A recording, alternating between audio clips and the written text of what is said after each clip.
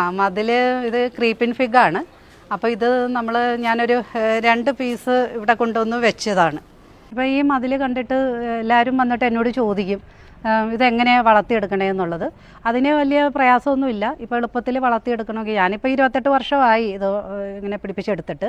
പക്ഷേ എളുപ്പത്തിൽ വേണമെങ്കിൽ ഇങ്ങനത്തെ 2 പീസ് ഇത് കണ്ടില്ലേ, ഇങ്ങനത്തെ മൂത്ത ഇത് നോക്കി വെച്ച് നമ്മൾ ലൂസുള്ള മണ്ണിൽ കുറച്ച് ചാണകമൊക്കെ ഇട്ടിട്ട് മഴക്കാലത്ത് പിടിപ്പിച്ചെടുക്കുന്നതാണ് നല്ലത്. വെച്ച് കൊടുത്തിട്ട് മതിലിമേലേക്ക് ഒന്ന് ചായച്ച് കൊടുത്താൽ മതി.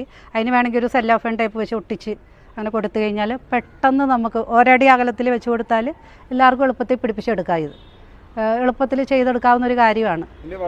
വളമൊന്നും വേണ്ട. ശരിക്കും പറഞ്ഞാൽ ഒരു 2 സ്ഥലത്ത് പിടിപ്പിച്ചിട്ട് പിന്നെ മഴക്കാലത്ത് വയ്ക്കുന്നതാണ് നല്ലത്. എന്താണെന്ന് വെച്ചാൽ തണുപ്പാണ് ഇതിന് ആവശ്യം.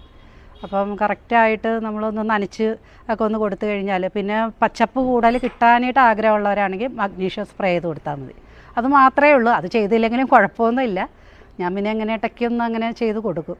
കഴിയുന്നതും ഇങ്ങനെയുള്ള വളങ്ങൾ ചെയ്യാതിരിക്കണം നല്ലത്. നമ്മൾ ഈ പറഞ്ഞ പോലെ വീടിൻ്റെ അകത്ത് താമസിക്കുമ്പോൾ ശ്വസിക്കുമ്പോഴൊക്കെ നമുക്കതൊക്കെ ഒരു ബുദ്ധിമുട്ട്. അതുകൊണ്ടാണ് ഞാനിങ്ങനെ ഈ പച്ചപ്പിലേക്ക് ഇറങ്ങിയേക്കണത്.